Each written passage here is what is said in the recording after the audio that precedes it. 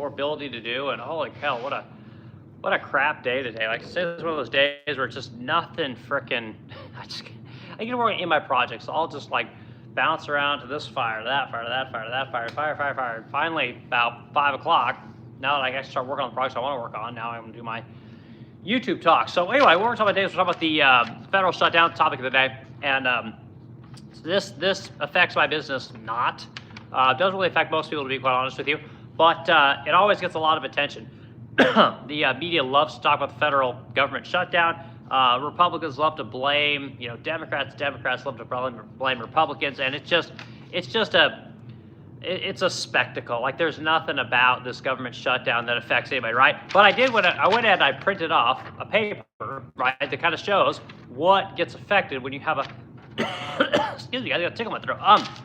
When you have government shutdown, and the truth of it all is, guys, is it doesn't matter what the government shuts down, right? It doesn't matter what people get furloughed, what spending doesn't happen, because as soon as they do come deal, which they inevitably do, all that spending gets back paid, right? Everyone gets back paid. All the spending gets retroactively kicked into gear, and it's as though nothing happened, right? And this is the problem with government shutdowns.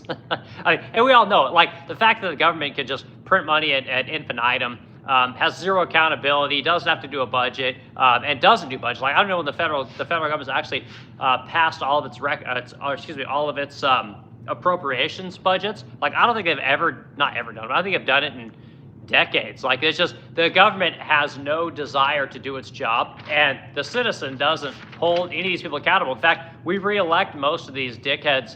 I mean, overwhelmingly, I want to say something like 65% of them get re-elected every year based on name recognition, even though they don't do their job, which I find to be very interesting. If you and I didn't do our job, we'd get fired, right? Whereas these people, they constantly get re-elected.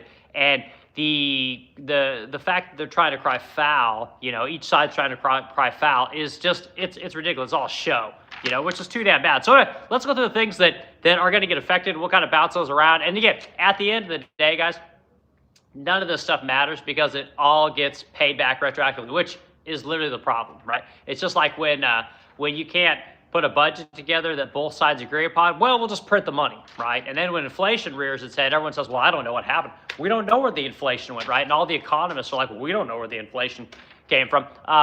Everyone's suddenly, an idiot. And truth is that all these people are lying to you constantly. Our federal government is just nothing but a bunch of liars. Our economists, a bunch of liars. Our politicians, a bunch of liars. They're all a bunch of liars. Hey, I'm not saying anything anyone doesn't know, right? So I'm not, reinventing the wheel here. Like they all lie. They constantly are just telling you what you want to hear, and then they go and print money behind your back, right? They go take money from foreign countries, and it's all kinds of bad guys. So anyway, let's go through this stuff. But for starters, my name is Eric Wilk. I'm the Splendid Crow here in St. Louis, Missouri. We are a fine furniture boutique company. We make about 500 pieces a year, and we are known for our high gloss lacquer coating, and people really like our products. It's a fantastic business. It's a great way to make a living, and it's wonderful training people to make furniture, to paint furniture, to assemble furniture, deliver furniture, do all these kind of things, and it's wonderful when our customers get to see our products in their homes. They're super happy, and it's very rewarding, right? And this is one of the things I talk about on this channel a lot, is that I think more people need to experience what it's like to make something for somebody and see the joy and the happiness that it brings them, because it's very rewarding, guys. It's very fulfilling, and this is one of those things where you don't need to make a ton of money if what you do every day brings you that much joy, right? So we're Splendid Crow, wonderful company. We've had it for 8 or 9 years at this point. We've got about 10 employees, and it's a small 7-figure business, not a big business, but it's enough to pay the bills, right? It keeps the bills paid for the most part, and generally pretty happy doing it. So anyway, so that's my business. So all right, let's go through these things real quick, and then we'll kind of bat it back and forth. If you're in the discussion today, hit the like button, add to the discussion. Let me know where I'm right. Let me know where I'm wrong. Does the federal shutdown affect you, right? Are you a small business owner? Does this affect you in any way, shape, or form? Personally, I think it's a fantastic thing. I wish the federal government was shut down for 4 months out of the year, to be quite honest with you. So we'll start with one of the things that really bothers me about federal spending. So what you guys have to understand about federal spending is you're talking like $7 trillion a year, right?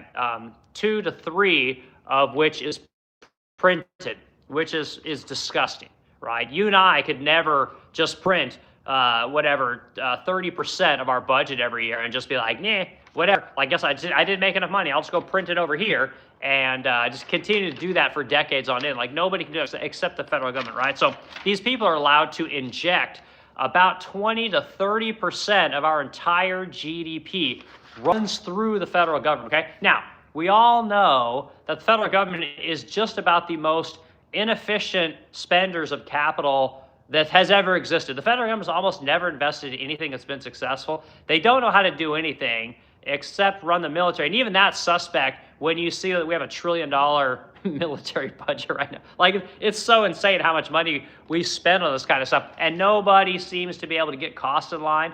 Nobody else just seems to be able to reduce spending, reduce headcount, any of this shit. It's just spend. And anyway, so 20 to 30% of the federal government, or excuse me, 20 to 30% of all federal spending, or all spending in our country runs through the federal government, right? So I've said it many times before that this is one of the reasons that our economy is falling apart, right? This is one of the reasons that your taxes are so high, your insurance is so high. It's because we rely on the federal government and its experts, you know, to dictate how we do spending. And truth is, guys, these experts are fucking idiots. Like they're the most worthless people. And the funny thing about it is the experts, they reapprove the experts, right? So it's an expert circle jerk to the top. And you notice that a lot of these experts, they only fail up, right?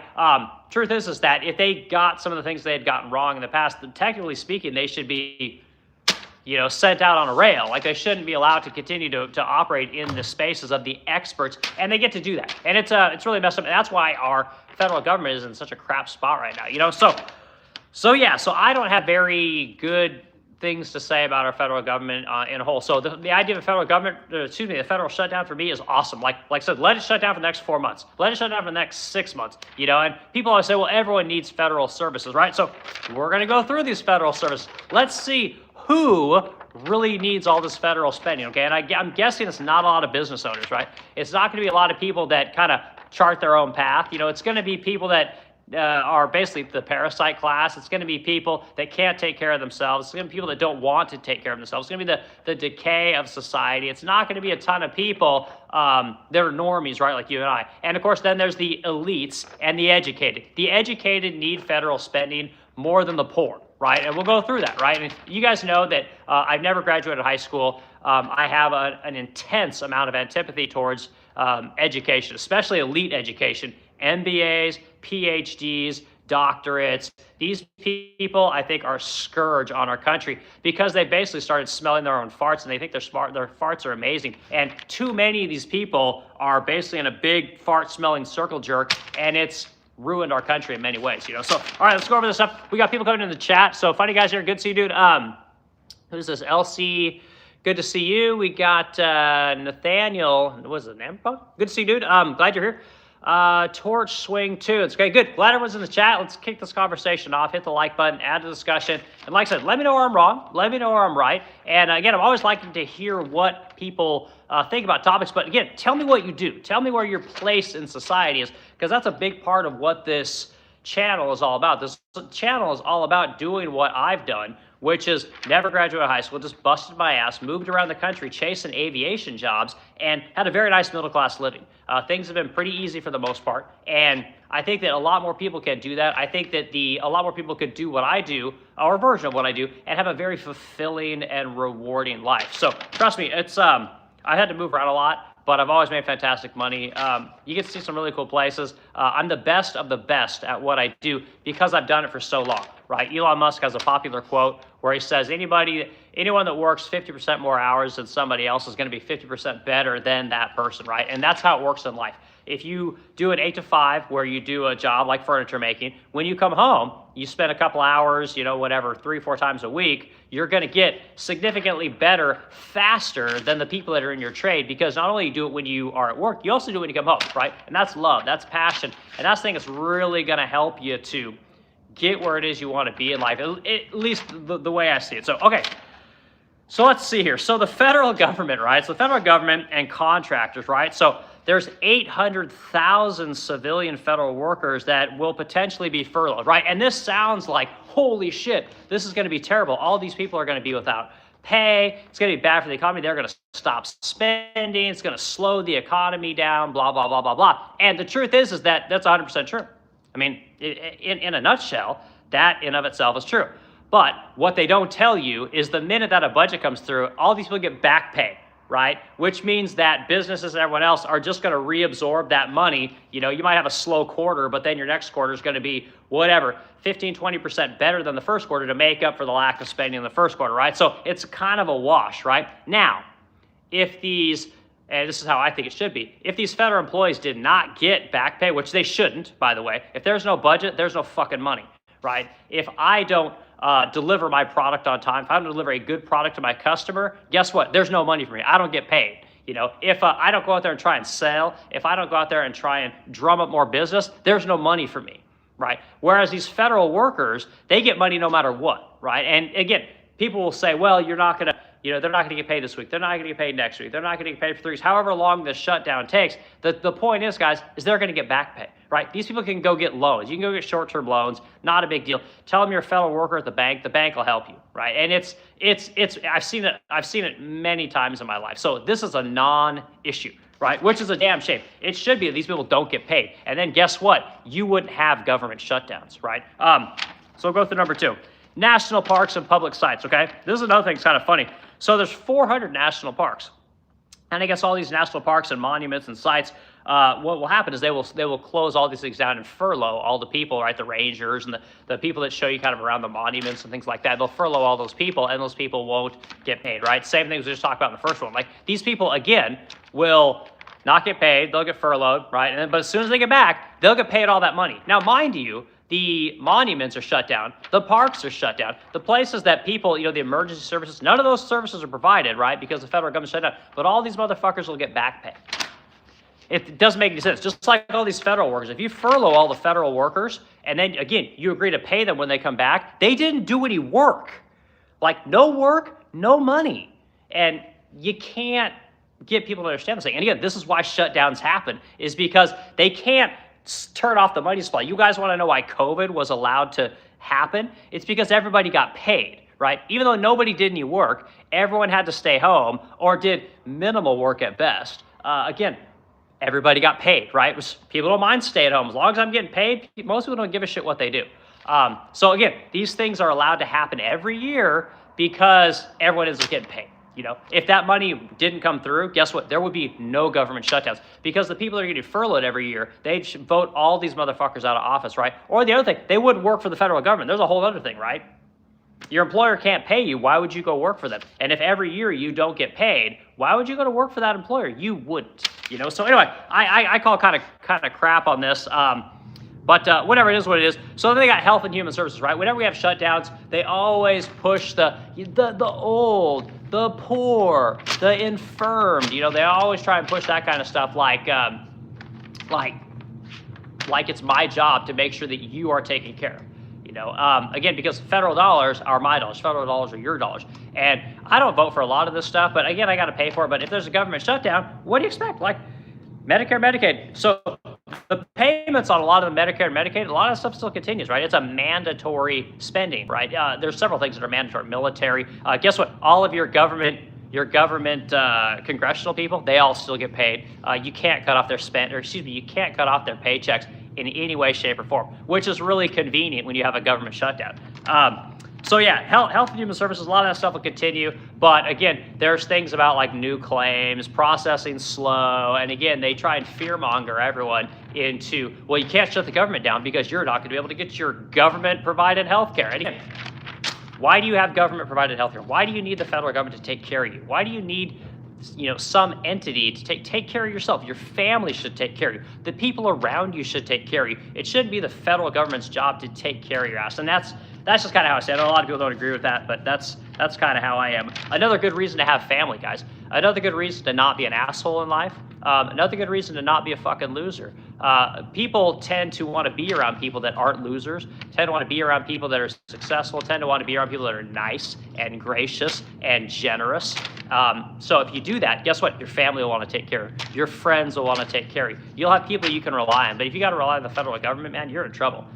So anyway, so that's an issue. Housing and financial services, same thing. Again, if you want to go get your Section 8 housing, guess what? Those people aren't going to be there. Like, oh no, oh, everyone's entitled to housing. No, you're not. No one's entitled to jack shit, especially me. I should have to pay for it, to be quite honest with you. So that's going to get shut down. There are not going to be new applications taken while this is going on. But people that have housing, Section 8 vouchers and things like that, that shit will still get paid. So there's no issues there. You won't be able to get new FHA and HUD loans. You won't be able to get USDA rural loans, things like Small Business Administration. A lot of that stuff won't be going through, but guess what? Most small businesses can't get those fucking loans anyway, so not a big deal. Okay, other things. Things like flood insurance, no new flood insurance policies. Don't care. Why are you using the federal government to get insurance anyway? That's a whole other discussion. Tax refunds. Oh, they love to talk about this one. Tax refunds, right? So IRS will slow. They'll slow down if we have shutdowns during tax season. This is that you shouldn't give the federal government any money. If you do your taxes every year and you get a refund, doing it wrong. Okay, and I'm here to tell you guys that you need to plan your taxes so that you don't owe anything at the end of the year and you don't get anything back at the end of the year, right? So make your deductions correctly, your exemptions, things like that. You do not want to give the federal government tax-free money because millions and millions of people do this every year and they're just stealing your money, living off the interest, and using that interest to do things that you don't want. No, they're at least things that I don't want. I don't know about you. So this is another good one here. So travel and transportation, okay? The TSA, you're like, why the fuck is the TSA even around anymore? The TSA should have been gone years ago. This is one of the things, David Axelrod has that quote, don't ever let a catastrophe go to waste. And that's what happened, right? When 9/11 happened, we got the Patriot Act and we got the TSA, right? And both these things have been fucking Americans for whatever, 24 years now at this point, So again, going on to planes, nobody likes to fly anymore. It's such a cluster. And the thing about it is, guys, is it's not that it's gotten better. Like the TSA has not gotten better, right? It hasn't gotten faster to get onto an airplane. It's just we're okay with it now. Where it's like, this is how it is. I guess I just got to put up with it, okay? I'm here to tell you guys something. I've flown private so many fucking times, it's not even funny, because I used to work in the private jet industry, okay? There were times when you could just walk into the fucking airport, jump on your plane, and go, right? When you fly private, you fly right up to the plane, you jump on the plane, and you go. We used to have this with airports, guys. You used to be able to take your family, your spouse, your kids, whatever, right up to the gate and go get on an airplane. But because we had one incident, we basically changed our entire country. It made everything more difficult. And guess what? The TSA isn't free, guys. It costs tax dollars. And again, we don't have any tax dollars. We print $2 trillion a year. Everyone bitches like, oh, inflation. We don't know where inflation came from. It's like, you fucking print money every single year for decades on end. What do you think is going to happen? The only thing that can happen is inflation, right? The only reason you didn't see inflation, prior to COVID was because they were able to keep rates fairly low. They should have elevated those rates a long time ago, but they did, and that's a completely different discussion. So anyway, transportation and things like that could be prolonged, right? You might not have as many air traffic controllers, things like that, because that's a federal job.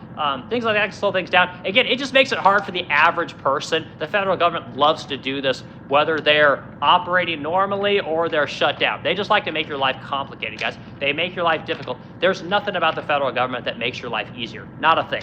Okay, what else we got here? Economic data and markets. Okay, this is a great one. So basically, the Bureau of Labor Statistics, right? The people the economists, right? That basically go to the grocery stores and they see what the prices are on things. They talk to business. They make people like me that have businesses fill out their stupid fucking things that I get in the mail all the time. And they say, you have to fill this out. It's a $500 federal offense if you don't do it. And every time I get this thing, I go, fuck you. I'm not entitled to print out jack shit for you. I don't have to give you any data. I'm an American. You are entitled to nothing from me. You can get my taxes. That's it, right? I don't owe you jack shit. The truth is that all these people in the Bureau of Labor Statistics, they're all phonies, guys. They're all liars. And we know this because if you look at the last 6 months of jobs data, it's all been fucked, right? If you look at during the Biden administration, the last year of the Biden administration, job growth was like 100, 200, 300,000 jobs a year, right? Well, they went through and they revised all that data, right? And all those job numbers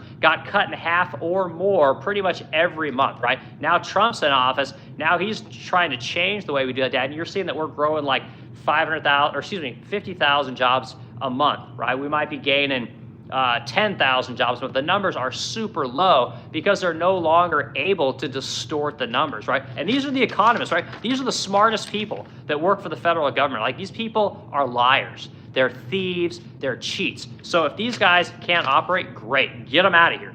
We don't need it. You want to know how the economy is doing? Go down and talk to your local convenience store. You want to know how the economy is doing? Go talk to an Uber driver, right? You want to know how the economy is doing? Go to a restaurant, right? You might say, oh, that's just local. Yeah, it's local, but you can extrapolate that out over all kinds of things. Like, I've never met a convenience store owner that didn't have an opinion on the economy. Like, my plywood guy just dropped off all the plywood this morning. Ask him how they're doing. He's like, we're doing okay, you know. These are the people that really know how the economy is doing. It's the people that do the work, right? So just talk to someone that does real work, and guess what? You'll find out how the economy is doing. I mean, it's pretty simple. But these economists, these PhDs, and these doctorate level economic people, they're all full of shit, guys. And again, our federal government pays them tons of money because there's no competition with these people, right? So if the chief economist for the Bureau of Labor Statistics keeps getting the fucking numbers wrong, why isn't he fired? Right? And I think Trump just fired the bitch that was doing it, you know. But point is that these people, they don't have to operate with any kind of competition. It's just that one department, right? And excuse me, that one bureau. And it's bullshit, guys. It's total horseshit. So if the Bureau of Labor Statistics has to shut down, great. The problem, again, is that these guys are still getting paid. Even though they're shut down, these guys will get paid. And if they don't get paid while it's shut down, they'll get paid retroactive as soon as the new budget comes through. And again, there's no incentive for these people to do a better job because they always get paid. You know, no matter what, the money always comes through. And if they don't have the money, they'll print it, right? To pay these people who are terrible at their jobs, that are wrong most of the time. And then they'll say, like take that fucking Jerome Powell guy, you know, and again, the Fed's a little bit different here, but that guy, he missed raising interest rates during COVID by about 12 months, right? Which again, this is supposed to be one of the smartest people alive, okay? This guy's a fucking idiot. And he should have been fired and replaced a long time ago, but you can't do that with these guys. It's really weird, you know? And then when it came time to raise those rates, right, when they finally got on, fucking interest rates were 10%. Guys, you remember this? It might have been more like 9%, but like 9%, and the guy's like, well, yeah, things are kind of getting kind of pricey, and interest rates are kind of getting out of control, you know, blah, we might want to lower some things here, you know, blah, blah, blah. And these people, they're like dinosaurs the way they move. And again, we're always told that, well, this is how it is, and these people are intelligent, and we got to listen to them, and the blah, blah, blah, blah, blah. And nobody can operate this way. Like, if I'm not, as a business owner, if I'm not, what's the word I'm looking for here? If I'm not listening to what my customer wants, right? If I'm not watching my market, which is cabinets and furniture, I get left in the dust, right? So if I'm making serpentine dressers, you know, because I had a hot month of serpentine dressers, but then 6 months down the road, I'm still making serpentine dressers and I hadn't sold one, guess what? I'm out of fucking business because no business can afford to just throw tons of material, labor, resources at a product that isn't moving. But people in the government, they can do this for decades on end and stay employed. And it's so bad, guys. But anyway, yeah, so these, you're going to get slow economic data, right? Which everyone talks about, it could affect the interest rate. We might not be able to talk about interest rates, okay? Interest rates don't even matter anymore, guys. I don't know if you guys know this, but the Fed has zero effect on the economy with their interest rates, you know? And Trump keeps saying, well, if the Fed would just lower interest rates back down to 3% or whatever, I think what are they at, like 6 right now? If they would just lower it down to 3, people jump into the market, you know? Truth is, guys, no one's jumping back into the market. If you were to get interest rates down, you know, down into 3s, right? Go from 6 down to 3. Like, say they just cut 3 in 1 month, right?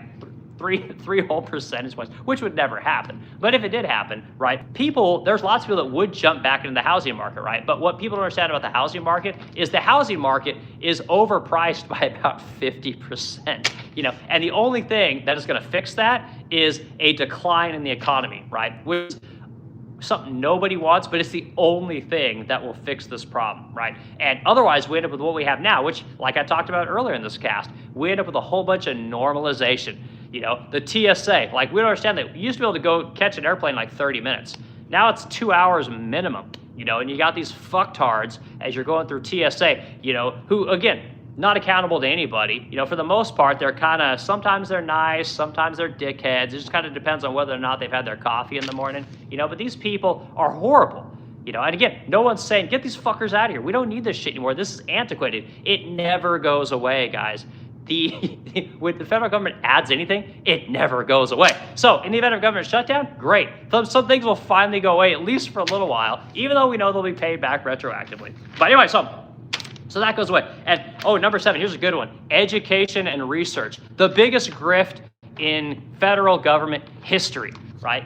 Massive grift. This idea that that as taxpayers, we're supposed to pay for research, we're supposed to pay for education, all these kind of things, horseshit, right? So the way the grant system works, guys, and again, I got lots of people in academia, is the federal government hands out all kinds of research grants, depending on what kind of department it is, Department of Education, Department of, or the National Institute of Health, the Center for Disease Control. There's all kinds of places that hand out all these grants to our colleges, right? Our colleges then use that money to research dumb shit, like things that people don't even care about, like, like how do you make gay frogs, right?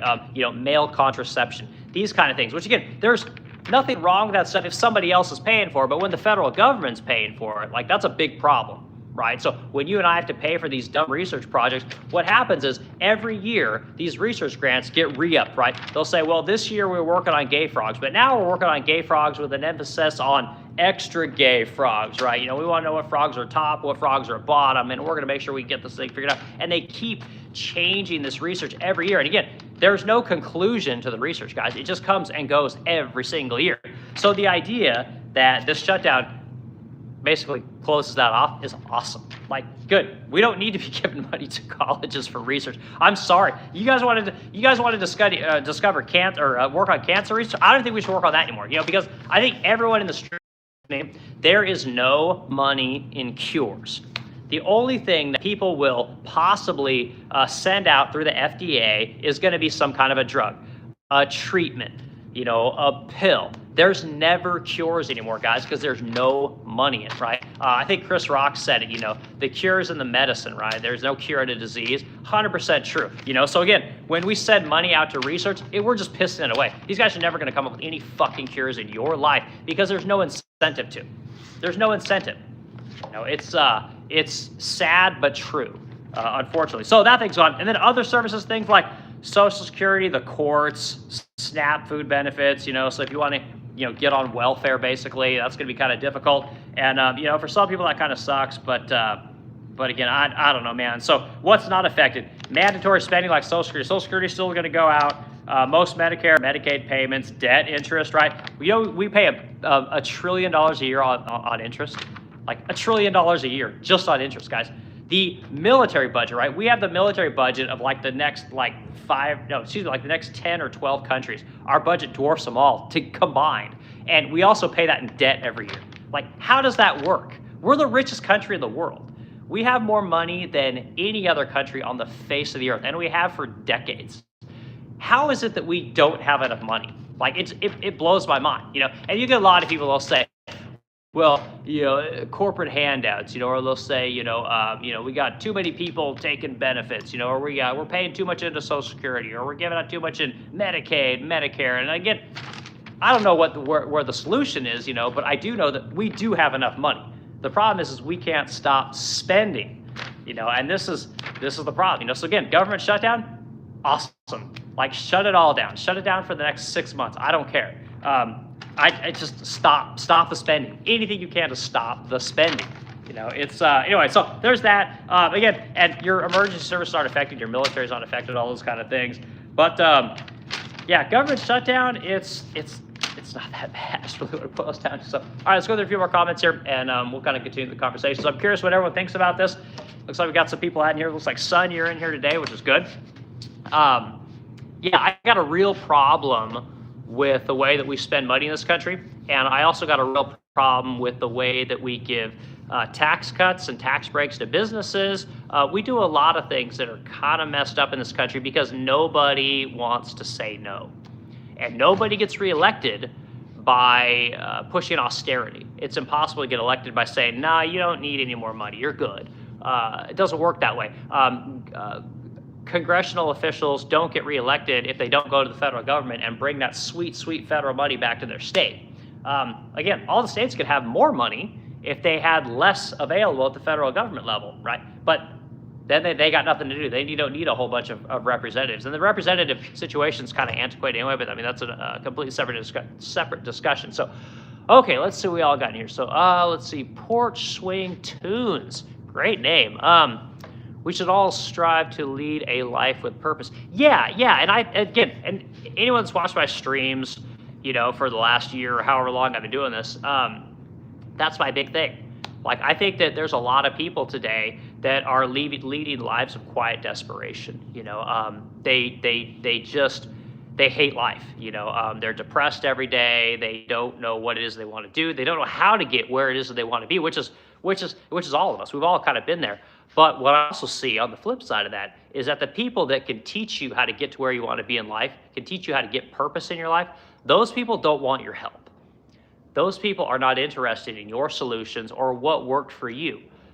They don't want to listen to the people that have done the thing that they want to do. They want to do it their own way. And when it doesn't work out, they cry racism, or they cry sexism, or they cry inequality. They cry anything other than, you fucked up, they cry anything other than you're going in the wrong direction and you need to fix it. It's always somebody else's fault. And this is something that I see a lot of. And I've talked at length about how to fix that, and that's basically a public-private partnership similar to Germany that basically takes your small business community, which of America, there's, I think it was like 80% of all businesses in America are small businesses. You take your small businesses and you train people in your local communities how to do work. And again, it's a partnership type situation between your state or your federal government and your local business to teach these people how to do things, right? And if you end up where you get a lot of these people, you can't teach them, right? They're not interested. They've gone through the system many times. Then you got to get them out of society. And again, this is not some people like to hear, but much like with prison, you take people that are not helpful to society, they can't operate in polite society, and you put them in a place where they can be, animals if they want. But it's the same thing with people that don't want to learn how to work, that don't want to learn how to pay taxes, that don't want to learn how to raise children, that don't want to learn how to contribute to this great fucking country that we have here. You have to get those people out of there. Right. And again, I'm not saying it's prison, but maybe you send them over to wherever it is they think they can create their own situation. And basically you could have like a little mini Seattle, where you could just have a bunch of people that are on drugs all the time. They could all do drugs in their, quiet part of Nebraska, completely paid for by the federal government, by the way, but just get them out of society. Because what happens is when you try and hire these people, they fuck up your companies. They fuck up the culture in your companies. They steal. They do drugs. They do anything they can to do what they want to do because they don't want to do what it takes to, again, operate in polite society. So anyway, sorry guys, a little bit of a rant, but yeah, that's something that I've thought needs to happen for a long time. A life of purpose, a ton of value in that. And I think more people doing that, again, I a ton of value in that. And I think more people doing that, again, I framed up a house today. Framed up a house and, I got 75% of the first floor done. Again, when you walk away at the end of the day, you get to see what you did. And I think that that's kind of what's missing in society. And again, I could be way off, but that's being my utopian kind of thing here. So. All right, let's keep going through the comments. Guys, I appreciate y'all being here. Hit the like button, add the discussion, and let's keep this thing going. And we'll keep talking about federal shutdown and how the government basically screws most of us. Okay, but Porch Swing Tunes, great comment. I really appreciate it. Thanks so much. All right, Son, how you doing, man? Good to see you, bud. Let's see. We're paying to test the effects of wood smoke on the lungs of rat farts versus fat rats versus non-fat rats. Our tax laws at work. Yeah, well, and again, like I know several people that are in research, and research I'm sure has a place. Like, I'm not saying that it doesn't. I just don't think that the federal government should be paying for it. Because what we know about education is that when you send $1 to Stanford to research rat farts, basically 40 cents of that dollar just goes to overhead. 60 cents goes to research. And again, I don't know that that's a good number. I don't know what the right number is, but again, I don't know that Stanford is the place that research needs to be done. And again, when you have such controlled environments to do your research, I don't know that that's good either. But again, I've never graduated high school, man. I got no idea. But son, what you're saying about that kind of research, like that's what these people do. And I talked about earlier in the stream. Like they'll start off with let me see exactly how you worded this. They're testing the effects of wood smoke on the lungs of fat rats versus non-fat rats. Yeah. So what they'll do is they'll take that research, right, and they'll say, hey, we need $250,000 this year to study wood smoke effects on fat rats and non-fat rats, right? They'll do that research and they'll spend every fucking dollar, right? It's not like they never have anything, there's never any change, right? So then the next year, when they need more money, they'll go and they'll write a new grant. And instead of wood smoke, well, now it's gonna be, leather smoke, textile smoke. And they'll study that effect. And again, $250,000 more. And because the person that is giving out the research grant is also in the research academia circle jerk, they get the money every year. And at no point does the taxpayer get to say, hey, what the fuck are we spending this money on, right? If you were to say to whatever, son, I don't know exactly what you do for a living, but if you were to say to, some guy in Appalachia who basically works in the fields, grading mountains and shit like that. If you were to say to that guy, hey, Appalachian man, what do you think about this research grant? Appalachian man's going to say, I think that's fucking ridiculous. But again, educator, right, academia, intelligent person says, well, that guy, he's a fucking idiot. He's from Appalachia. He doesn't know anything. He doesn't know his ass from a hole in the ground. And so that money keeps funneling. And again, son, this is, you outlined one thing. There are hundreds of thousands of things that happen every year. To go to Stanford, UCLA, Harvard, what are some of the other schools? Even MIT, right? You got your, University of Miami. What do we got here locally? WashU, one of the biggest research, colleges in the country, and again, it's wasted money, guys. This research used to be really valuable. We used to have places called Jet Labs. We had Bell Labs. We had places that did this research, which were also funded by private entities, right? Hewlett-Packard is one of the companies that basically helped to develop wafer technology, right, for printers and semiconductors. Intel, founded in Oregon, where I'm from. Again, this company developed the technology to make microprocessors. Like, these guys are wild. Now they're basically about to go out of business. There were times when research really moved the needle forward. And today, guys, it doesn't move anything. All it does is give fucking academic people jobs. That's it. They don't have to produce anything. There's no like, well, hey, 1 + 1 = 2, right? But at the end of the day, 1 + 1 = 2. Well, 2 has to equal some money. 2 has to equal some findings that we can then take out in the world and use. And most of the stuff, it doesn't do any of that, guys. It does none of it. And it's a damn shame, because again, there's always money for everything. And if there isn't, we just print it.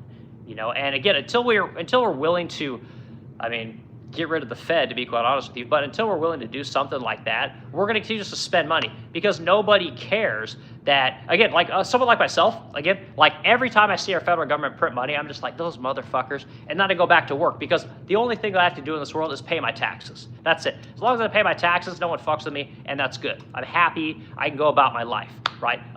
But the poor and the degenerate class love this stuff. They love their Section 8, their SNAP.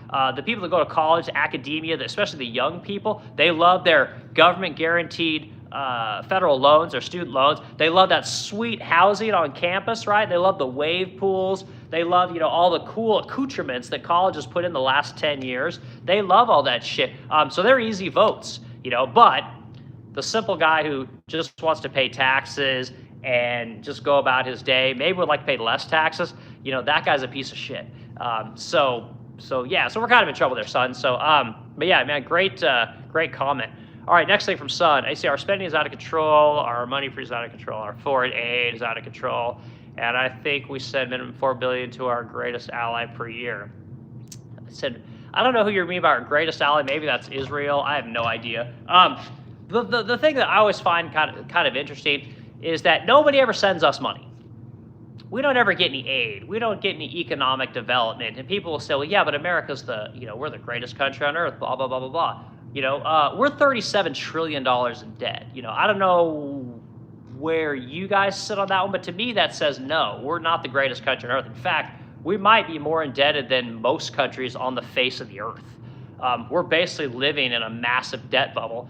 And when that debt bubble pops, right, the Republic of Congo is going to be a richer country than America, which is freaking scary. That's to scare everybody. So yeah, we got to figure out this debt thing, son. For some reason, we always seem to have money to give to specific countries, and which is really odd. We have no money right now. If we're printing $2 trillion a year, that means nobody gets any money in my book, right? Turkey gets no money. Israel sure as shit doesn't get you money, right? We don't send you money to the United Nations, NATO, none of these people. Ukraine, no fucking way. If Russia wants to take over Ukraine, great, let them, have at it. NATO wants to go fight those people. France wants to go fight those people. Great, go for it. I'm sure Russia will love killing all you people with your fucking Gucci uniforms, okay, and your Chanel uniforms. Like, you motherfuckers don't do anything. You basically are legacy. Europe is a legacy country, so of course they need America. America's got to do everything, which again is bullshit. America needs to pull back massively and let all these fucking countries stand on their own, and then we can see who the men are and who the boys are, which is what needs to happen. And then we can take that money, we can keep it here in America. And oh yeah, by the way, if you're one of these fucking countries that decides, well, we have to sell products, we got to have people to pay for our products. Well, great, you can sell them into America, but you're going to pay a tariff. Well, we don't want to pay that tariff. Well, you know what? Your fucking country has no market. Your country has no market. Nobody buys shit in your country because nobody has any money because they pay all you motherfuckers taxes all the time. You're taxed to death.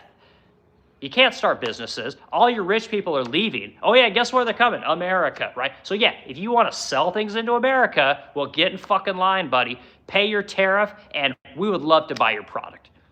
But you're not just going to sell your product in here cheaply to our great, massive American market here while our own citizens can't make enough money to buy a fucking house. Okay, like, I'm not okay with that, So keep the money here. Everyone else will go fuck themselves, right? We'll take care of the waterways with our navies, But if China wants to grow and expand, let them. I'm sure Russia would love that. Yeah, I'm sure Russia's just going to let China expand as far as they want. I'm sure Saudi Arabia would love that. Like, good fucking luck. And that's what happens in our media, guys, is the fear mongering that gets put out there. Same thing with this government shutdown. The fear mongering is intense, right? It's insane. I've never seen anything like it. It's like, if we don't just continue to do the same thing we've done year after year, decade after decade, nothing's going to get better. And I'm here to tell you guys, that's exactly what we need to do. Like, turn it off. Turn off the money. Will things get rougher in America? 100%. 100%, because guess what? Somebody's got to pay for this shit. At some point, somebody has to be willing to pay back the debt. Maybe that's a little bit of the poor, maybe the poor got to do a little bit. Maybe the rich people got to do a little bit, but I'm sure as a country we can figure this thing out. But if everybody doesn't participate, then nobody will participate, which is what we have going on today. Everyone's like, gimme, gimme, gimme, gimme, gimme. And then there's a few people in Congress, like Rand Paul, for instance, who's willing to say, like, hey, we have no fucking money, guys. Stop spending. We can't do this. Can't afford it. Can't afford it. Can't afford it. Can't afford it. And everyone's like, oh, no, we can't do that. How am I supposed to get reelected?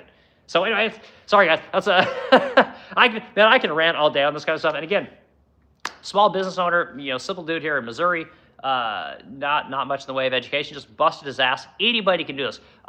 Anybody in our country and everybody in our country should have to work this way. Bust your ass, make a middle-class living. Life is good. It feels good to bust your ass. But again, if we let people just not do anything or do the bare minimum, that's what we're going to get. We're going to get more people doing the bare minimum. So anyway, all right, let's keep going through our comments. So, son, let's see. Okay, I got your comment, dude. Okay, we got Ryan in here. Who's this? Ryan Dawes. Ryan, good to see you, man.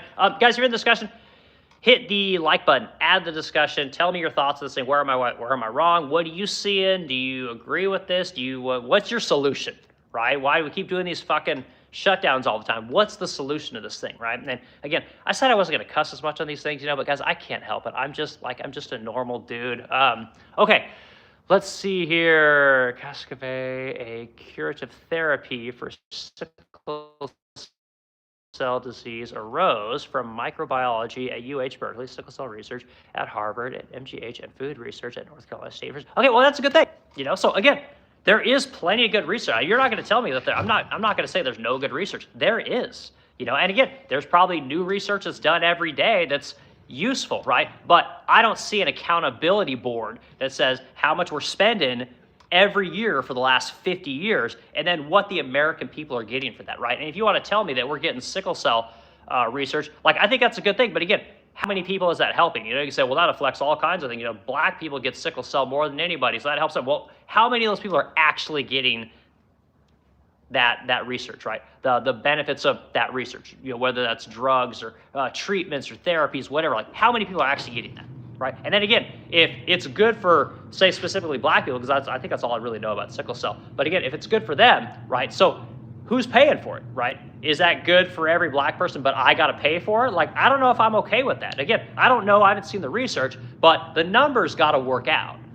This is one of those things where, again, people say, oh, that's cold. You can't do that. And you guys are the people that keep the spending high, right? That keep the never-ending money printer just burning up. Like, you never met a federal program or a federal research grant or federal anything that you didn't want to spend money on. Like, it doesn't exist. Like, the only thing you guys care about is tax cuts, right? And I'm all for it. Like, get rid of all the tax cuts. But guess what will happen, guys? The cost of all your shit will go up, right? Which, again, no big deal. I'm fine with that. Like, let the cost of gas go up. Cut off all the oil company subsidies, all the energy subsidies. I'm fine with that. Cut it all out.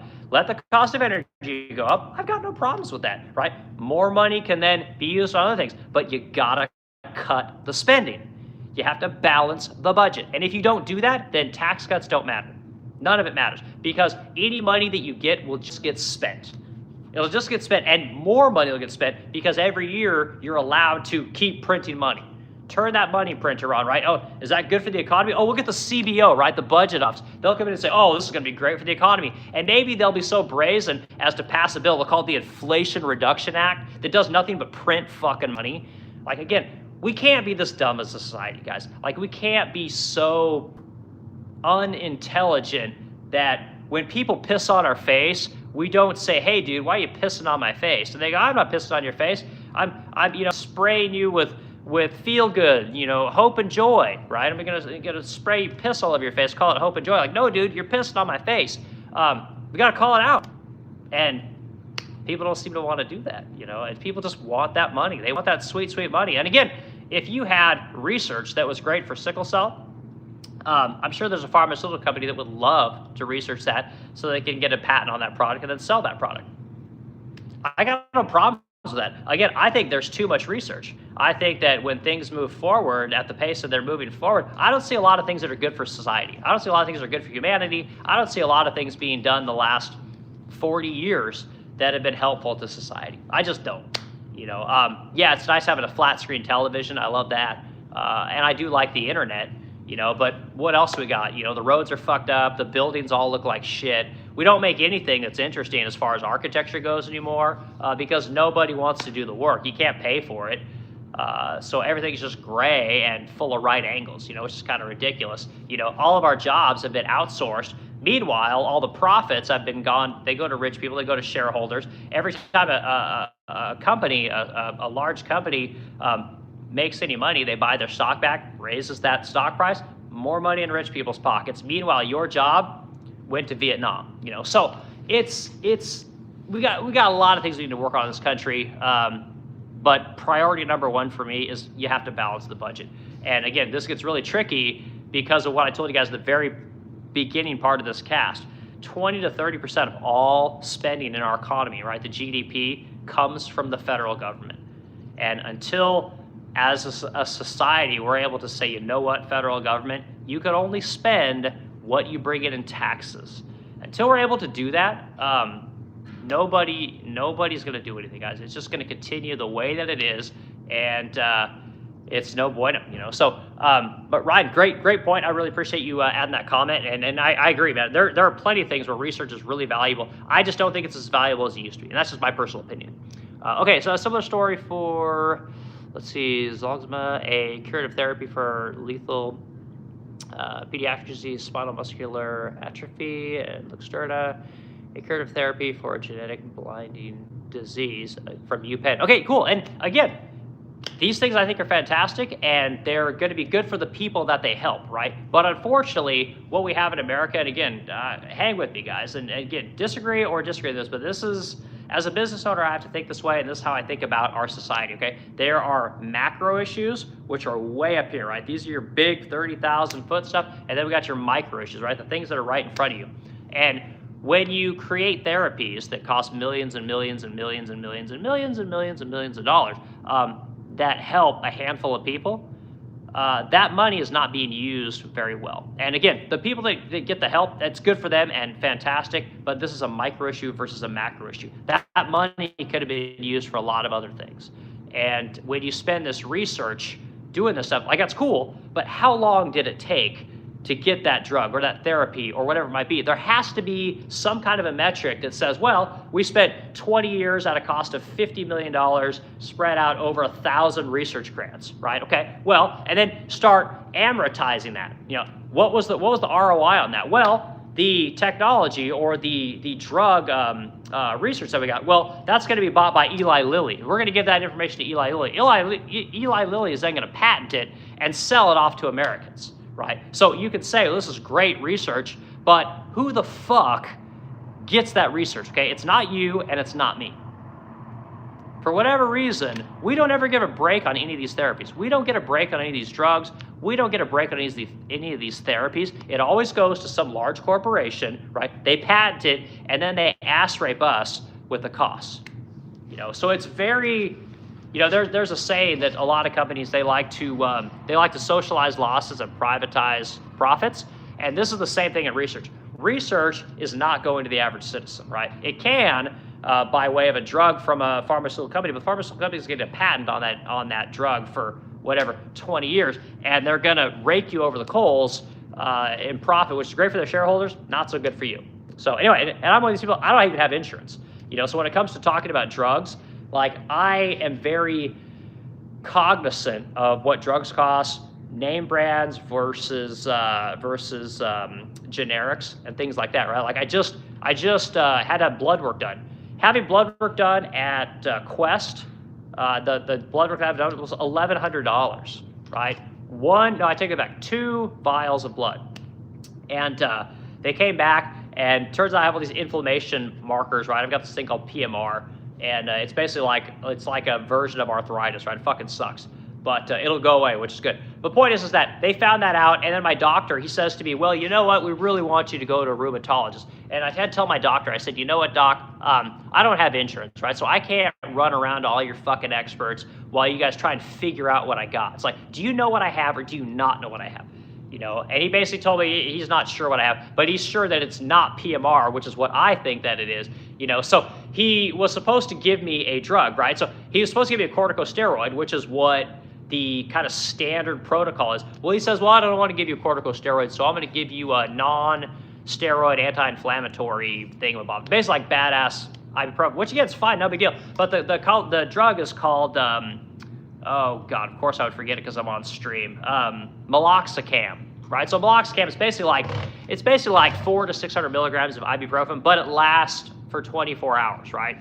Which is pretty cool. But again, not standard care. And again, the doctor will not give me what, again, Grok AI says, ChatGPT AI says is the problem. We still have this antiquated doctor system where they want to run you around from this expert to this expert, get this test done, get that test done, we want to get you CAT scans, MRIs, x-rays, all these tools so they basically make money off of you, you know, and I won't have it. Like, I'm not interested. All your research, all of your information, all of your years of knowledge, I think it's all going to be replaced by AI, guys. Like, that's how I see it, you know. So I don't participate in any of that stuff when it comes to drugs. But that meloxicam, $40 for 30 days. That's not too bad. I can go on GoodRx and get it, I think, for like $30, you know, for 30 days.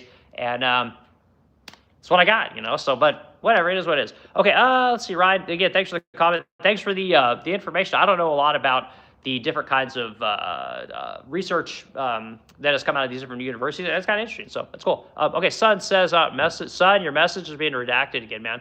You must be saying things you're not allowed to say. Okay, Remo Rodriguez, Ryan, there's a reason we do science. There's a reason. Yeah, we do science, but Remo, what I would also say is that, have you guys noticed that science hasn't been very effective lately? I don't know if you guys have been around for the last 4 or 5 years, but science had an opportunity to really prove its worth, and it fucking shit the bed, you know, in a really bad way.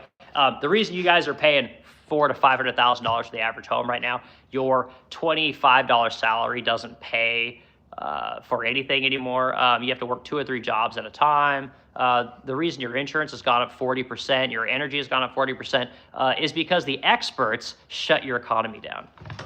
The science didn't care about what we have going on right now. They just valued life, right? If it saves one human life, like shut it all down. You know, again, this is macro versus micro. And the experts, as far as I'm concerned, are fucking idiots. And I'm done with experts. The experts need to prove that they actually are experts again. And until we get rid of the ones that we have and get fresh ones in here, we're not going to know what could be. You know, so anyway, so yeah, was it? Is this Ramiro Rodriguez, man? Yeah, thanks for the comment there. Let's see, Ryan says, agreed. Yep, I know you guys are on the science tray. That's fantastic. Let's see here. Ampolka20. Hi, are you gay? No, I'm not gay. Sorry, I've been married 3 times. Big fan of the V. Let's see. Bibiana. What kind of nutmeg does want to fund research? Because I know, again, and this is the thing, guys. Like, you think that all this research is advancing the nation. Again, what advancements have you guys seen? Like, name one. Like, you know, I'll give Ryan had great information and great examples of things that could be very beneficial and very helpful to people. But again, I don't think science is helping us very much these days. And again, I'm not saying science isn't valuable. Of course it is. But I think it is given too much credit. It is worn out its welcome in many ways, and it's not producing for what we are spending. You know, and again, that's the great thing about science is you can just say, well, it's going to take longer. We need more time, blah, blah, blah. And I'm here to tell you guys that science is corrupt. The expert class is corrupt, and it's corrupted because there's no cures for anything, guys. When's the last thing we cured? Name me one thing, one major disease that we cured. You know, there's no cures, guys, because science is corrupt. They don't fix anything. They just give you drugs or treatments, right? Life is a subscription. I hate to tell you this. So the experts, the scientists, the mega corporations, all these people, they're not going to sell you jack shit unless they can get you to buy it every month. You know, and that's life is a subscription. I need to put it on a T-shirt because that's kind of how I see things. All right, let's see. Sun says, the thing I wish they would work on is amazing next level batteries. It would be cheap and easy to make. It's a big ask, but it would help. Yeah, there's I follow a lot of that kind of stuff. During COVID, I did a lot of research on lithium and solid state batteries, stuff like that. There's a lot of cool companies out there. So Bill Gates is the biggest investor in a company called Quantum. You want to say QuantumScape, which is it's quantum something. And I could look at my stock tracker right now and tell you. But there's a lot of potential in those solid state batteries. I want to say it was Volkswagen or Toyota bought into that company. And again, it started with Gates, and they were in trouble there a few years back, but they're starting to see a lot of gains in their stock price. And I haven't looked at what's going on there exactly, but clearly if the stock price is going up 200-300%, there's something interesting going on there. So they may, I think it was Toyota, they may have figured out the solid state battery thing, which would be really cool. Lithium batteries, unfortunately, lithium batteries are unfortunately last decade's technology. There's not a ton that you can do, as far as I know, to make them better. But the truth is, a lithium battery by itself is pretty good. It's very cost effective. And if we could ever get around all the mining regulations we have here in America, which is a huge hindrance to getting lithium, we have something called Thacker Pass out in Nevada. It's one of the largest lithium deposits in the world. And I believe the federal government just bought into it, which is kind of wild. But we have major access to lithium here in America. And we could, I mean, I've got a Tesla right now, son, and my Tesla goes, and it has a charge of 320 miles, which is really good. We keep it at 240 because you generally only want to charge batteries 80% most of the time. But it goes up like 320 miles. That's badass. It works really well. But we could utilize a lot more battery technology and a lot of other things. You know, like I live on the Mississippi River, and I see these coal barges going up and down the Mississippi all day, every day, 24 hours a day, 7 days a week, whatever, 370, 60 days a year, whatever, how many fucking days are in here. But anyway, it would be nice if when that coal-fired power plant could turn itself up, make some excess energy, and store that energy in batteries, right? If we could find a way to, like you guys see the Tesla makes a wall battery, it's pretty cool. But again, if you guys could get that technology into your homes, it didn't cost whatever, $8,500 for that cell. If we could get those into homes, right, with a nice array of photovoltaic cells and go on your roof. Like, I don't know if you guys have seen, there's amazing photovoltaic technology. I mean, they make photovoltaic cells that look just like shingles, and they're pretty awesome. You know, again, we get more homes with that technology on it, man. I think, son, that would be really helpful as far as getting the energy price down, getting energy to be used quite a bit better. I've got a buddy who's got a solar panel array on his home. He lives in Florida, and he always shows me the screenshots of what his power bill is every month, how much energy is being brought in, how much the state of Florida is buying back from him every week, I think, is how often they buy that stuff back. And it's pretty incredible. I think if we had more of that in states, it would be really helpful, you know. But as far as the technology of batteries, I mean, I don't know what we do at this point. I'm not a battery guy, but yeah, I agree. I think solid state batteries are going to become the next thing, son. And I think the big thing with solid state batteries isn't that they hold a long charge, is that they charge up really fast. I believe, if I remember correctly, that was the big thing, you know. So yeah, we'll see what happens, man. Okay, you know, it's not just about the research. Lots of pointless. It's like there's mostly management fees, whatever. Yeah, and so and that's what I was saying earlier, son, is like when you give out a research grant, right, every dollar, I want to say something like 40 cents of that dollar goes to research, right? Goes to administrators. You know, these are people that, you know, process the grants and apply for the grants, and, you know, maybe they're hiring the PhD candidates, you know, or hiring or whatever it is they do with those people. You know, they're vetting people, you know, they're lining up equipment, whatever. There's a cost associated with that, I get. But 60 cents that's going to the research, and, you know, that number, I don't know if that's a good number or not. It doesn't seem like a good number to me. But the taxpayer at the end of the day, I know, always gets fucked. Like, that's really what it boils down to. So anytime a university spends any money, I pretty much know that half that money is wasted. Like, anytime anybody goes to a college, half of it's wasted. And I'm sure there's lots of colleges that don't act that way. But college is insanely overvalued in this country, especially now. Research, insanely overvalued. And again, if somebody can show me the benefits of research in the last 20 years, show me something that's awesome that we've created from a technology standpoint, from research that has benefited humanity, I'm all ears, you know. But if it's something that was research in a university that then went to a drug company, and a drug company is making money off of it, that doesn't count. You know, because the drug company didn't create that. We created that. We got no benefit for it. So anyway, let's move on to the next comment. See if I can work through all these comments here. Okay, Ryan says, the overhead costs for universities have, in certain cases, gotten in excess of the funds we use. Again, in certain instances, to fund core labs and work. And cool. And Ryan, you said like super reasonable, which is really cool. A lot of people can be like almost like zealots when it comes to academia, and that's true with anything. Right? I mean, hell, my business, I run excess costs all the time and things. I got to rein that shit in. The problem is I don't think there's enough reining things in. And until the federal government cuts off the free money supply to these universities, I don't think they're going to look at costs, right? There's not going to be a Doge for Stanford University or Berkeley. So until that happens, you gotta cut off that federal money, man. Like I just don't know what you do. But again, I know research is important, and I know that it's great that we're able to do that here in America, and I think that it benefits society in many ways. I just don't think that it's benefiting society as much as it used to, you know, because the quality of the research is not as good. You don't have to work for your research grants anymore. And your research grants aren't being vetted by normies, right? Which, again, I think every academic grant should be looked at by a guy that digs ditches, you know. And again, it's people would completely disagree. There's like the guy that digs ditches will have no idea, you know, but he's going to be the guy that's going to look at that thing and like, this is kind of retarded, you know. Which I think there's value in that. I really do. So, but okay. Burner's in here. Burner, good to see you. Glad you're here. Let's see here. Why don't you do anything? Priority number one is getting longer shorts. Yeah, right. These are runner shorts. I'm a lifelong runner. I'm a lifelong endurance athlete.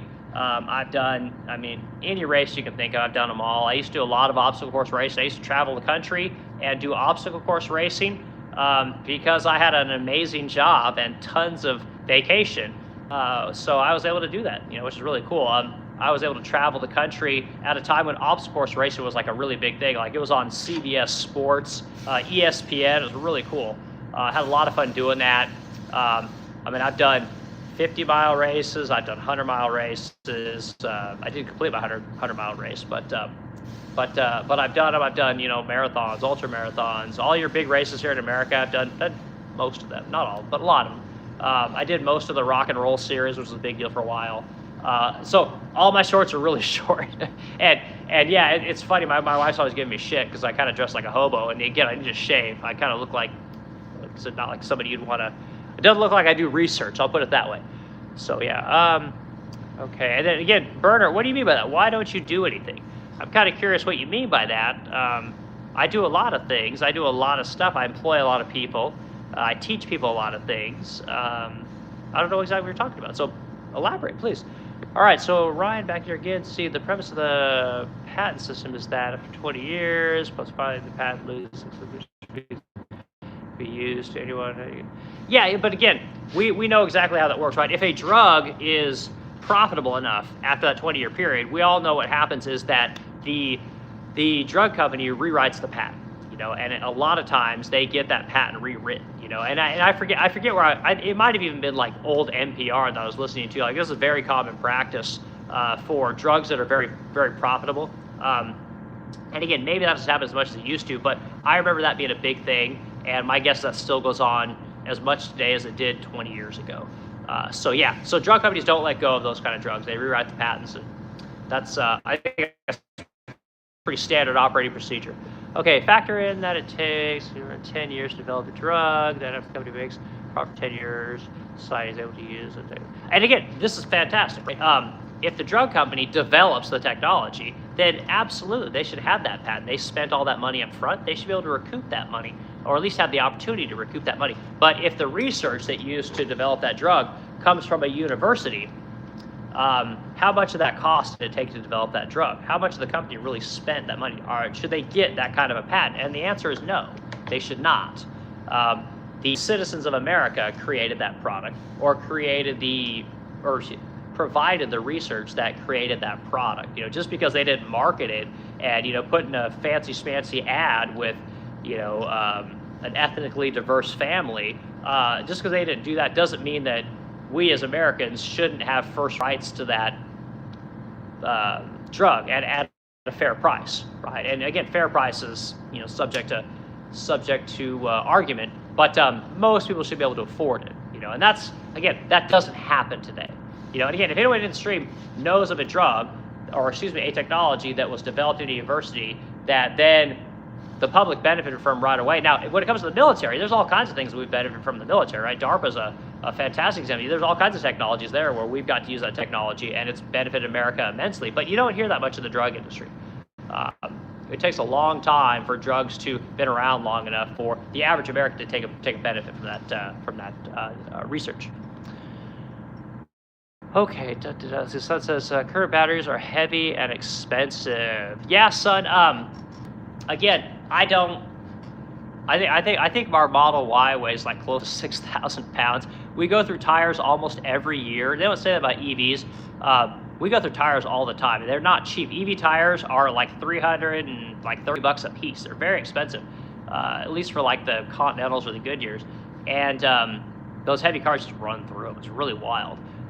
So yeah, if we could find a lighter battery technology, that'd be fantastic, But you got to find something that's dense enough to hold that energy, and that's the problem. Is like only dense shit holds energy. Until you find something that's lightweight, I don't know how you do it, Which is, again, this is a great opportunity for research to develop battery technology. But my guess is that's not where you're going to get that technology from. That technology is probably going to come from a company over in China. Which, son, this is actually a great opportunity this is another thing that really chaps my ass. Why isn't China allowed to sell their vehicles into America, right? We're allowed to have all kinds of shit from China, and China can dump whatever it wants there. Our companies can buy all of our shit in China, send all the jobs over there, send all the shit back here to America, and sell it as if Americans made it, and reap massive profits. But for some reason, we can't let Chinese EVs in here. I find that really interesting and extremely hypocritical, by the way. And basically what it boils down to is that, if you're rich enough, you can buy off the federal government and get what it is you want out of that country without sacrificing your own industry or your own product or your own, money printing machine. So there's a lot of really, really wild stuff there, son.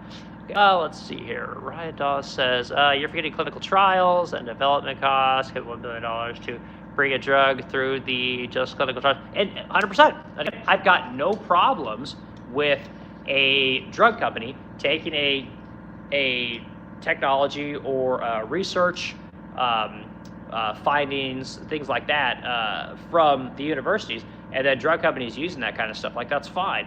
But again, how much was spent on that research, right? And this is, I did a massive talk, almost a 2.5-hour talk probably ago, about how most of our corporations in America, and I say this as a capitalist, have sold out our country. And I talk about it from what started in World War II, guys.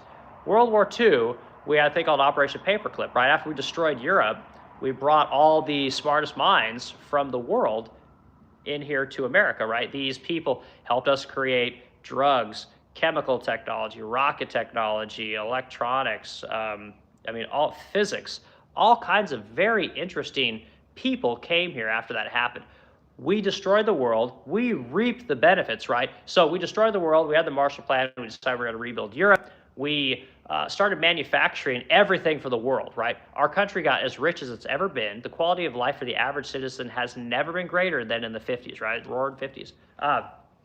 But what happened was that during the 90s, we slowed down, right? This is right before the internet. People didn't know what was going to happen with the .com thing. But what happened was we signed NAFTA and we sent all that work to other countries, right? So then all the corporations suddenly had a new way to make money because they weren't innovating anymore, guys. Like, I don't know if you guys understand this. Like, in the 90s, our auto industry was decimated. Toyota came in and ate our fucking lunch. Just do the research, right? Ford was damn near bankrupt. General Motors was damn near bankrupt. Toyota was making cheap cars that were efficient. The paint didn't fall off. The cars didn't blow up. And we had to retool and rethink what we were doing. So a lot of these countries started making their stuff. A lot of these companies started outsourcing various kinds of work to all these countries, right? Well, when they weren't getting the returns that they wanted by outsourcing just the work, they started outsourcing our technology, and this is where we really got in trouble. And a lot of people don't talk about this, but when we outsourced our technology, guys, we basically sold out everything that America had gained after World War II. The spoils from that war, we couldn't make enough money. There wasn't enough profit in the products that we were making with cheap labor, right? So we had to take the technology over there. We took the technology over there, and now we raised up all of these countries. Now these countries are competing with us for basically global supremacy, for superpower status, and we stopped being what we were, which was the baddest group of people on the face of the earth, the wealthiest, richest, most dominant country the world has ever known, right? Our educated class, our research class, academia, MBAs, CFOs, they sold out the entire country to the third world for profit, for shareholder dividends. And then when they promised you cheaper prices, they gave you cheaper prices, not as cheap as they could have. They gave you cheaper prices, but then when you're like, well, hey, I want to go buy this thing, they said, great, go buy it. By the way, you're fired, and your replacement's over in Vietnam. And then they told you, well, go to school. Go to school, get a degree, then you can buy all this cheap shit and, everything will be hunky-dory. And then when everyone went to school, well, instead of 1 million people getting a college degree every year, you had 10 million people getting a college degree every year. And I don't know what the numbers are exactly. It might have been 500,000 people a year, then it was 2 million people a year. Anyway, all these degrees were worthless because everyone and their brother had a college degree, right? So then you get out of college, and not only do you not have a job waiting for you, or not only do you not have skills that employers really want, oh, you also got 80 grand in college debt. So these people, the companies, they basically said, you need to go to school. Colleges, you need to train these people. We need coders. We need people that know how to, do C++. We need people working on AI. We need people, learning about computer science, all these kind of things. Then when people got the degrees, they're like, fuck you. You're like, but I went to school. I did everything he told me to do. They're like, yeah, but we got an H-1B visa here. He'll do it for about a third of what we have to pay you, and, it doesn't need your benefits. And, so everyone got sold a massive bill of goods. All our technology got sold out to all these other countries, and there's nothing left in America that makes it special. The only thing we have left in America that makes us dominate the rest of the world, which can fix all of this stuff, is our market. And the only person in the world that's talked about this market is Donald Trump. And again, a lot of people don't like that guy, and I don't care if you like him or hate him. It's not the point. Point is that everybody in the world wants access to our country. And if we're smart, we will use the money that other countries are going to pay us to have access to our market to develop the technology that is going to give our people work, to give people meaningful work, that's going to give the next generation of buildings, highways, roads, sun, you said batteries, research, all these kind of things. People will pay anything to operate in America, but we got to cut off the third world as it pertains to labor. And if we don't do that, nothing will change. Like nothing will change. There is no incentive for an American company to hire an American when you can hire a foreign worker for $2.50 an hour who has no OSHA, no EPA, no lawyers to sue you, doesn't need insurance, right? Doesn't need general liability insurance. You don't have to pay employer taxes on those people. You don't have to train them. You don't have to do jack shit. You just send over to the third world. And again, all the laws that we have here in America that we all have to abide by, nobody else has to. They just send all that work overseas, which is why you guys can't get a job today. So if we cut off the third world for the most part, which again, this is going to destroy Nike, it would destroy Apple, it would destroy Restoration Hardware, it would destroy Williams-Sonoma, it would decimate Walmart, it would really wreck a lot of these companies. But as these companies are forced to contract, right, which again, your prices will go up, as these companies are forced to contract, competitors are going to smell blood in the water, and competitors are going to create their own businesses to compete with these companies that were robbing us by using the third world, right? They're going to smell blood in the water. Companies like myself, like I'm going to go after a company like Restoration Hardware or a company like Crate & Barrel.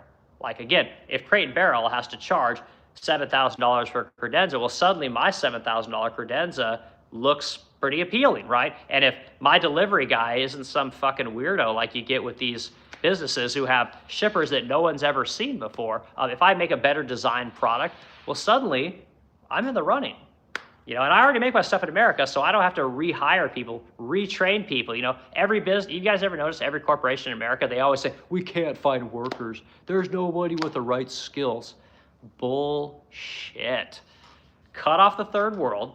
Tell these large corporations, you know what, you guys want to make iPhones? Great, you have to make them here, right? Oh, we can't do that. We're just going to send Apple over to China. Great, send Apple over to China. Well, there's a 100% tariff on Chinese products, so your Apple iPhone, bring it in here, and we'll tariff it 100%. We'll take that money. We'll work on research, and guess what? We're going to make a cell phone company in America that's going to compete with you. Because all the people that make shit, the founders, the innovative people, they're all in America, right? China is not an innovative country. China is only innovative because our corporations gave them our technology to make their products in China. You think China's EV market, they thought of this stuff on their own? They haven't. Have you guys ever seen their fighter jets? Their fighter jets are exact copies of our stuff. China is amazing at copying stuff. They're terrible at innovating. Horrible. All their EV technology comes from our countries. It's not, these are not people that are good at innovating and doing anything on their own. But our corporations will give away everything we have here in America to these countries if it means they can get a cheap product in here that they can sell to an American at an elevated cost to then give money to their shareholders. Because they're not giving it to you. They're not giving it to you in wages. They're not giving it to you in benefits. And we all know this because no one can afford anything. The salaries that people have today are a joke. And the only way to keep up with the cost of living is to either be really good at what you do or own a business. Because as the cost of goods go up, as inflation comes up, you can raise your prices consummate to what everyone else is raising their stuff for. And it really does work, guys. And I tell you guys, I'm a business owner for damn near 10 years at this point. So anyway, keep going through the comments. Sorry, guys. I can go on these freaking tears. Okay. Oh my God. I made it through all the comments. Okay. Ryan Nelson. Okay. Fantastic. 80 minutes. We got 9 people in here at the moment watching this thing. So anyway, So long story short, government shutdown, not a big deal. And again, until your government knocks off this whole repaying people, these retroactive salaries, until a federal shutdown is really a federal shutdown means nothing. That's really what it boils down to, So when the Democrats blame the Republicans blame the Democrats, they're all full of shit. They're all on the same team, and it's not Team America, right? It's Team Representative, it's Team Congressperson, it's Team Lobbyist, it's Team anybody but the average American, because truth is that if you didn't show up for work, you're not getting a fucking paycheck, unless you got vacation, PTO, and maybe your salary, you can get away with that for a little bit. But these Congress people and these government employees, they don't have to show up to work at all. They'll get paid no matter what. And that's a massive problem. And again, I said in the earlier part of the stream, the only reason COVID was allowed to proliferate and go on for as long as it did is because most of the people were still getting paid to stay home. Even though the services they were providing were shit, the products they were providing were shit. A lot of these people weren't even going into work. They were pretending they were going to work. You had one guy I saw, he was jerking off while he was at work. You had other people that were, they'd wear like underwear on their Zoom calls. You had people just doing all kinds of crazy shit. People having sex, when not knowing that they're on stream. This was a lot of delivery because people were getting paid. Again, all these people should be fired. Every one of them. You don't come to work, there's no money for you.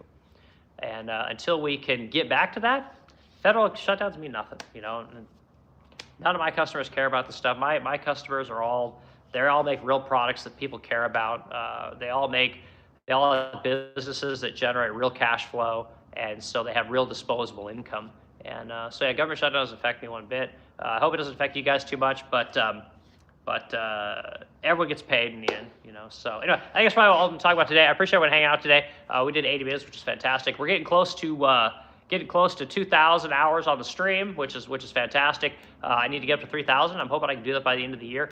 I got more videos to put out. I'll keep doing my streams and talking to people about whatever they want to talk about, and doing comments and questions and all kinds of fun stuff. So lots of good stuff going on here at the Crow. We're building all kinds of fun stuff and a lot of big projects coming up. So everyone have a fantastic night.